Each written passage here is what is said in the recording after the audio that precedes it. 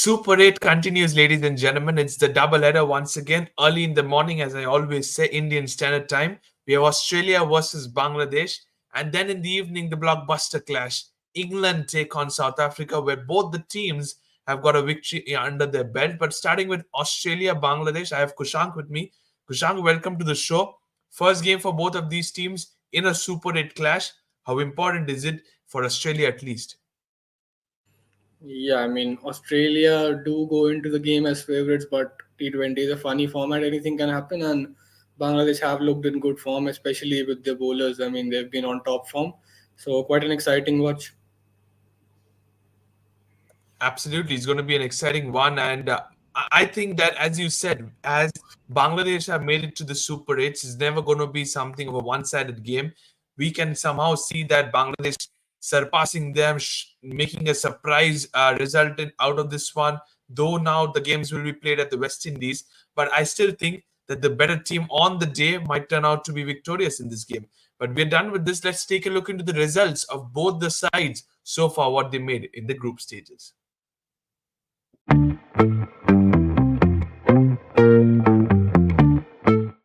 Yeah, it is. Kushank, for you, firstly, starting with Australia, 4 out of 4, they won comprehensively.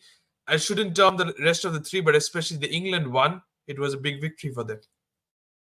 Yeah, I mean, as I said, they came into this tournament as one of the favorites, and they've played like it. Probably in the first game, they looked a little bit rusty against Oman, where they were struggling to get a few runs. But after that, I mean, it's been consistent performances, really good performances.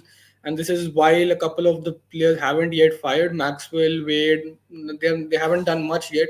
Stoinis has been brilliant. He's won a game or two just on his own with bat and with ball. He's been brilliant. So I mean, yes, obviously a team to contend with not the best players having fired yet and still being unbeaten. I mean, it is a team to Correct. contend with for sure. Absolutely. And that's the reason why the experts are saying that slowly and quietly Australia are making a brilliant performance in this T20 World Cup. As you see, all our greens won by some hefty margins, one batting second by some hefty wickets as well in hand. So that's the real Australia we know. On the other hand, their opponent, which is Bangladesh, as you can see, versus Sri Lanka, they won by 2 wickets. Versus South Africa, they lost by the closest of margin by 4 runs. We all remember that Mamadullah hit that got caught in long on. Then you have Netherlands, they won against comfortably, and similarly to Nepal. So Bangladesh should be happy with the performance they had so far. But you spoke about the bowlers. How important is it their bowlers against the Australian batters? Yeah, I mean that is the one thing that they'll obviously rely on. The last game we did on Bangladesh as well, I've said it. Their bowlers are what their main core is, and especially Mustafa, he's been unplayable in the last 4 or 5 when he bowls with those cutters going across the batters. He's been genuinely unplayable. And if you look at these games, even the Netherlands game and the Nepal game, the batters did struggle and the bowlers really bailed them out. At one point in the Netherlands game, it looked like Netherlands will take it away. They were hitting it well, and then Mustafiz, who just comes in, bowls a couple of brilliant overs, and the game was done. So I mean, they've played some good cricket, yes, but there's still a lot of improvement to be seen in their batting. They haven't really fired yet, which is also the case with one of the other teams we'll talk about today, that is South Africa. But I mean, Bangladesh will rely on their big guns, which will be Mustafizur, and hopefully they'll see that Shaki might just come to the party as well with the ball. He hasn't yet, and they've still bowled pretty well. So surely a team that can upset many teams on their day. Okay, absolutely. You said because these conditions will just favor Bangladesh because of the spinners they have in their tank. We're done with the group stages results. Let's take a look into where Australia and Bangladesh face each other in the pitch report.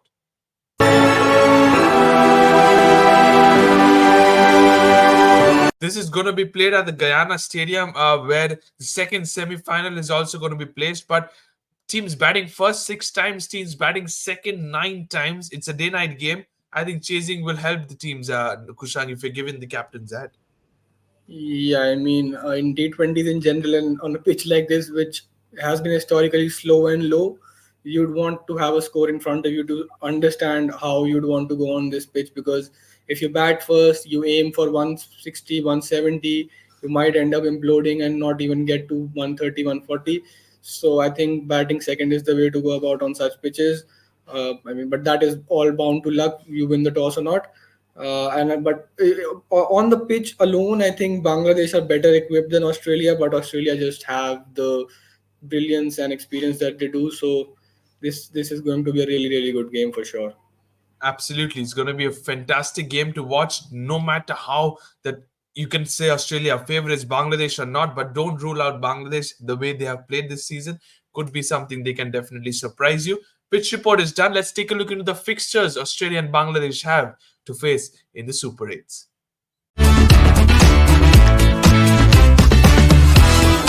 Starting with the mighty Aussies, they face Bangladesh at the Sir Vivian Richard Stadium, as you said.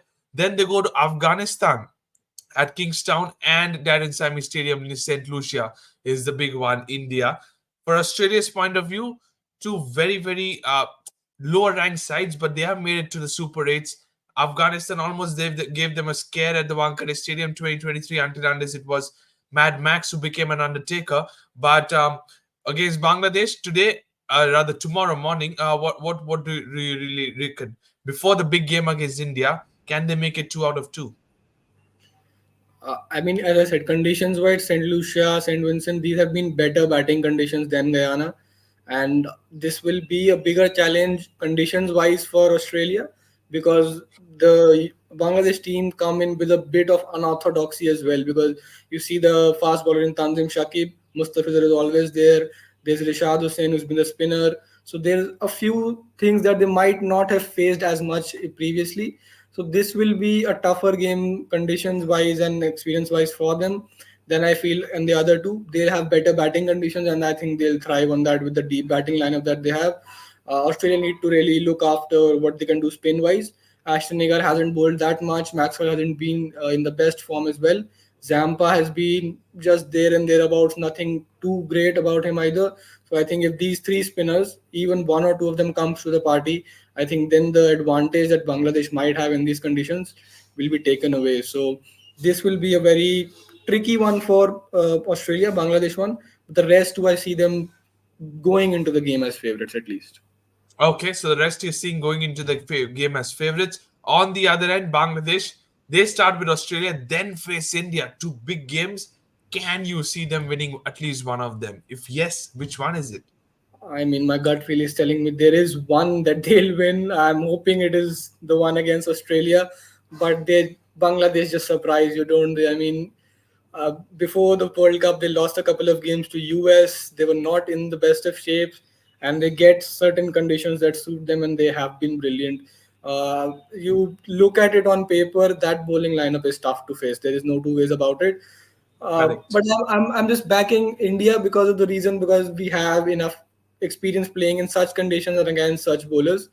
So I hope that it is not India, but I just have a gut feeling that Bangladesh might spring up a surprise or two here. Okay, ladies and gentlemen, if you're watching, he's saying match number 44 and match number 52 could be the opportunities. He's keeping aside match number 47 against India because he will never go against Team India. We're done with the fixtures. Let's take a look into the top three players to watch out for.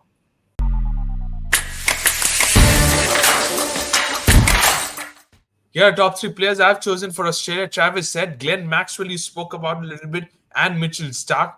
For Bangladesh, this guy has been really impressive. Rishad Hussain, Tawhid Rida, and Mahmudullah. Sum it up for me, the six players, please.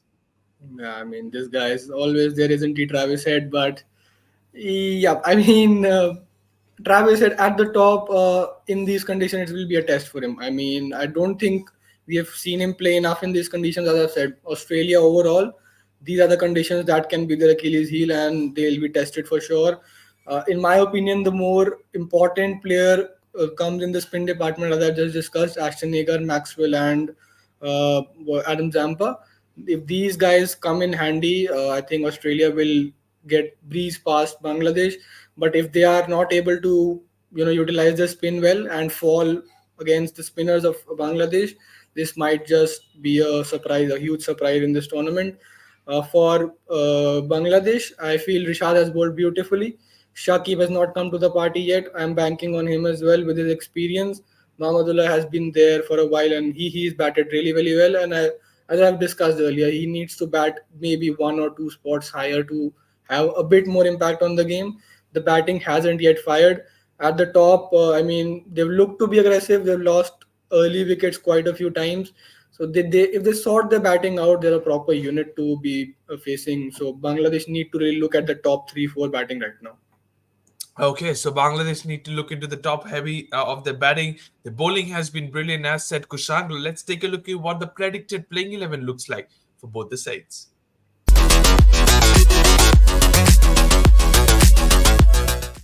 Starting with the mighty Aussies, you said about Ashton Agar. I do not have Ashton Agar into this side. I have Adam Zampa as well as Glenn Maxwell as my two spinners. Do you think Nathan Ellis can make way for him? I've said this a couple of times before somewhere else as well, but Nathan Ellis is one bowler on a particular day, irrespective of the pitch, I'd not want to face because he brings in variations. He's got good pace.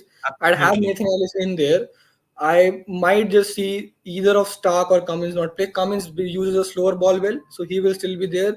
I'd want to see Ashton Agar play in place of Stark. You have to play your best 11 on the basis of conditions. And I think Stark is out and out pace. Cummins gives you slower deliveries. Ellis gives you that. And Marcus Stoinis with his medium pace, gentle pace will be handy on this wicket as well. I think they should play an extra spinner and take the gamble there because it might go horribly wrong for them playing more pacers than spinners on this deck. So that is one call I think, and I think Australia will be bold enough to take that as well. So you said about Ashton Agar. Why not having him in place of Tim David? Again, as I said, Tim David bowls a bit of spin as well. He's handy. So with regards to the pitch, Tim David again might come in the last couple of overs or 3 overs, get a couple of sixes, and that might change the game altogether. Mitchell Stark, he'll provide you just with the ball. So, and on this pitch, I don't feel his skill set will be as valuable as Ashton Agar's. So that is why I feel maybe, in my opinion, Ashton Agar should play for Stark. Ashton Agar should play for Mitchell Stark, says Kushank. We will see what Mitchell Marsh does, the other Mitchell in the toss. But on the other end, Bangladesh, I think it should be an unchanged 11. Very, very good side, performing well. Unchanged 11 for me, Kushank. Absolutely. And Tanzid Hassan at the top, he is an aggressive player. And I'd want to see him get a good knock here because if he does, and they get anything over 140, 150, it is game on from there because Mustafiz are at the death to have, and then Tanzid Hassan in the middle and at the top. It will be a very difficult proposition for Australia. Once they sort out this top 3 4 batting, it is a very, very, very interesting game we have growing up here. Absolutely, and that's the reason why you see the top five of Bangladesh. They're very, very skillful. Experience is there in the middle order as well. If they can get a big score, if something around 180 plus against Australia, if they're batting first, game on because of the bowling attack they have. Predicted playing 11 is done. It's time. Let's move on to the predictions time now. First game of this day, and it's match number 44, Australia versus Bangladesh. Kushank, give you a percentage for this one. I mean, I said in the first line, Australia go in as favorites, but I've somehow just changed my mind. I have a gut feeling here. I mean, and why not? I'll just give it 60-40 to Bangladesh. Why not? Let's see what goes on here. 60-40 to Bangladesh against the world champions who won the ODI World Cup 2023. He says 60-40 to the Bangla Tigers. Bangladesh fans, if you're watching this video, you will definitely love it so far. No, Thank you nothing to so be much. too happy. I have a bad record in these predictions. Okay, then the Australian fans are there in the game as well because he doesn't have a good record when it comes to predictions. All the way since the IPL, we have been watching this along. We're done with match number 1. Let's move on to the blockbuster game in match number 2. It is England versus South Africa. Both the teams coming out of a win. Now, this game is very, very important for both the sides, Kushan, because the losing team, if England loses, they face USA. But if South Africa loses, they face West Indies. And this is the group that will be dicey because I had England and West Indies as my pick for the semi-finals.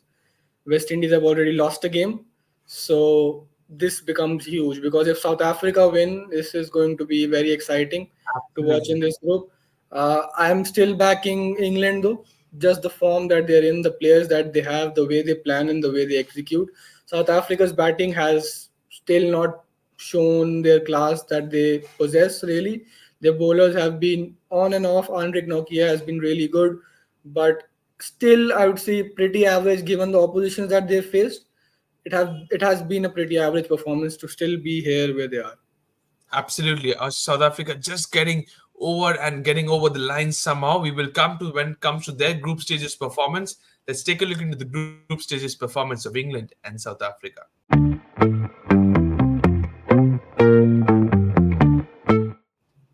We spoke about England before as well. They had the washout game against Scotland. It was a massive scare which they got away. But then against Australia, they lost. But the last two games, England dominated completely. Yeah, I mean the oppositions as well, but we were all hoping for Scotland to qualify. We were all rooting for them. Wasn't to be, but now they're a dangerous team. They have shown that versus West Indies as well. When they get going, they're a difficult unit to stop. At the top, Phil Salt, Butler. Then you have Moeen who can be a floater. Bairstow is lethal. Livingston, absolutely brilliant. And then the bowlers, you have so much variety there as well. So this is a world class unit. There's no doubt about that. And they again haven't played their best cricket yet. Just a glimpse of it in the game against West Indies. Absolutely. So they are just building it up nicely, and I'm thinking they're peaking at the right time because at the start of the tournament, you thought, I mean, a lot of resources, but they're not utilizing it here. But they've done well to come back and at least scrape it through to the Super 8s, and now they're playing really, really well. Absolutely. And on the other hand, their opponent, Proteas, you said, they just got over the line couple of times, especially against Bangladesh and Nepal. Yeah, as I said, I mean, 4 out of 4, you'd look at it on paper and be like they've dominated, but it hasn't been the case. The game got really close against Netherlands, against Absolutely. Bangladesh. They were a hit away from winning on the boundary. The ball was caught, and against Nepal, inexperience of Nepal really cost them the game. So this could have easily been 2 losses and 2 wins, and they might not have qualified. So they haven't played their best cricket yet, and even against US in their first Super 8 game, last couple of overs needed just 28, and then again an inexperienced team just tended to falter there. Correct. So against the quality of oppositions that they face, this is not the best cricket from South Africa. They've been partially lucky to be where they are, so they have to pull up their socks in both departments. So that is what you want to see from South Africa. 100% agreed, and that's what the fact is. They desperately won the previous game, but they haven't lived up to the expectations so far. We will see what they do in the Super 8s. They did it against USA, as Kushang mentioned, but still. But let's take a look into the pitch report. Where does England versus South Africa take place?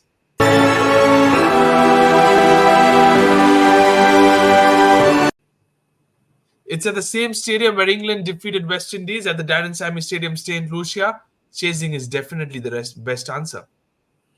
Yeah, I mean the pitch played pretty well. I watched the game, woke up early, but Same here. the yeah, I mean I was excited for the game. I'm rooting for the West Indies for some weird reason this time, but again a disappointing effort from them. They did not attack the spinners well enough, but England played it beautifully. They set it up, and Phil Salt just went berserk at the end. So I think they have the resources for this pitch as well. England just a little bit for the spinners. Maybe the ball is stopping a little bit. Otherwise, a good batting pitch. Surely one of the better ones in the tournament where you can score 180, 190, 200 even. So this will be a better batting pitch, and I think in better batting conditions, just on the basis of the teams, England have a lot more firepower. So you'd want to Absolutely. chase. Obviously, even South Africa chasing might make it interesting, but England do possess a lot of quality in that lineup. Absolutely, 100%. And that's the difference between England and South Africa. England have a very, very heavy batting unit. Done with the pitch report, let's take a look into the Super 8 fixtures for both the teams.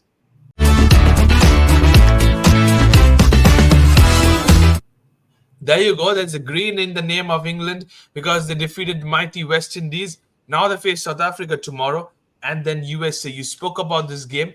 I'll go quickly on to the other one, which is South Africa, because I think this game is even more important. South Africa, if they lose against England, Kushank, they face West Indies. That might just be the virtual knockout as well, given the fact that West Indies defeat US as well. Correct. So my money is on West Indies. I just hope that they get through. Some weird reason I have this love for West Indies, but they're a great team as well. South Africa, just on the basis of the fact that they haven't yet performed well. I mean, as I've said, T20, anything can happen on the day, but it just looks as if their batters are a bit too defensive early on. You saw it against US, one good over, and they got going and got to 190 plus, and then they almost messed it up in the last few overs. So it hasn't quite gone as well as they wanted to. The results are there to show for it, but I mean, you can't really point a finger on what would happen. That game is against West Indies is in Guyana, is that right? So Correct. that Yep. makes it even worse for South Africa because I think West Indies will be better equipped in those conditions. So I'm just hoping for West Indies to qualify, and let's see how it pans out.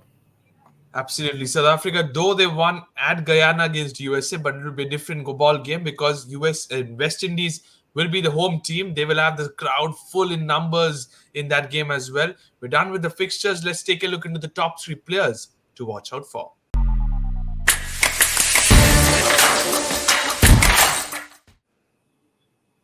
Here are the top three players. England, it is Josh Butler, Adil Rashid, and Jofra Archer. For South Africa, it's Quinton de Kock, Henrik Klaassen, and Tabrez Shamsi.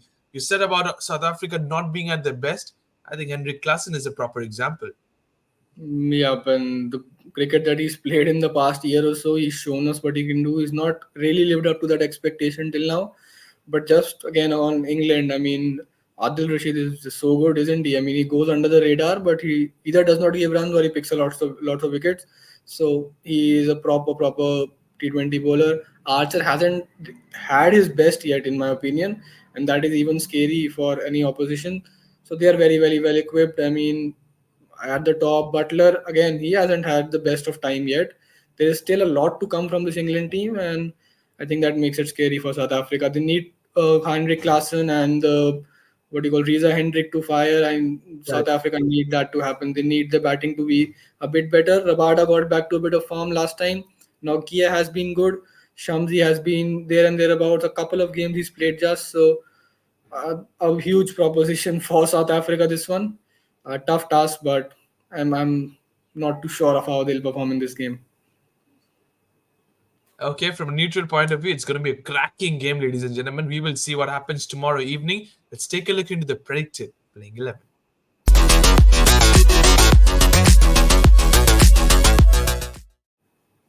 We're going to the predicted playing 11, starting with South Africa. I think Shamsi still stays. No Keshav Maharaj. And I'm very impressed with the way Batman has bowled alongside Nokia and Kagiso Rabada. Unchanged 11 from Kushak. Majorly, yes. That is a toss up between Maharaj and Shamsi. That is their call to make. Maharaj just has a lot more experience than Shamsi. Shamsi would be your genuine wicket taker who might go for 40 but get you 3 wickets. So that is for them to decide what they want to do. Otherwise, a good enough bowling lineup. Janssen again has gone for runs. He did go for runs in the last game as well. Miller hasn't fired recently. He won that one again game against Netherlands. That was about it. And again, the problem up top, Reza Hendricks, Markram, not a lot. So they need this batting lineup because on paper it is a brilliant lineup. They haven't done their bit yet. So I'm hoping to see that they perform and any score near and about 170, 180 onwards, that is where they'll be more comfortable rather than having a very defensive approach up front and then chasing the game later. Okay, so we will see that. On the other hand, England has to be an unchanged 11. They brought back Sam Curran, I think, at the right time. Absolutely, and as I have said multiple times, don't change what is not broken. And this batting lineup can change according to the situation as well. You can bat anyone anywhere really. So it is a brilliant lineup. Liam Livingston with his part time can come through as well. He picked up the important wicket of Powell, like, in my opinion. Cost them 20, but that could have been much worse if he had Correct. stayed there. And express pace in Mark Wood and Jofra Archer as well. This is a genuine team to contend with, and again, a very scary lineup on paper. Absolutely. Sam Curran came in place of Will Jacks, but still, this lineup looks so good in terms of batting as well as bowling. Playing 11 is done. Very important game. The pressure is on Kushang to make the predictions time now. Here it is, match number 45, England versus South Africa. Honestly, Kushang, keeping aside your records, give your percentage, please. I was just about to say, if I say England, that might not be good for them, but I have to go for England. Clear favorites with the kind of cricket they're playing. And the cricket that South Africa are playing, 70-30 to England, in my opinion. 70-30 to England. He says that, but I'm still saying once again, just like I said in the previous match, South African fans, don't be disheartened because Kushang said England. You still have a chance. But yes, England are definitely going to be favorites in this game. Both the matches are covered really well. Thank you so much, Kushang. Thank you to all the viewers for watching this one. Don't forget to subscribe to the Fifth Umpire. Tomorrow holds two brilliant games. Sit back and enjoy. Till then, thank you so much, and bye bye.